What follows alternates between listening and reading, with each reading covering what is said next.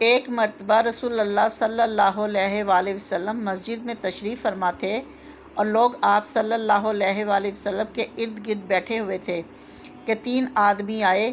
ان میں سے 2 رسول اللہ صلی اللہ علیہ وآلہ وسلم کے سامنے پہنچ گئے اور ایک واپس چلا گیا۔ راوی کہتے ہیں کہ پھر وہ دونوں رسول اللہ صلی اللہ علیہ وآلہ وسلم کے سامنے کھڑے ہو گئے۔ اس کے بعد ان میں سے ایک نے جب مجلس میں ایک جگہ کچھ گنجائش دیکھی تو وہاں بیٹھ گیا، اور دوسرا اہل مسجد کے پیچھے بیٹھ گیا، اور تیسرا جو تھا وہ لوٹ گیا۔ تو جب رسول اللہ صلی اللہ علیہ وآلہ وسلم اپنی گفتگو سے فارغ ہوئے تو صحابہ سے فرمایا کہ کیا میں تمہیں 3 آدمیوں کے بارے میں نہ بتاؤں؟ تو سنو۔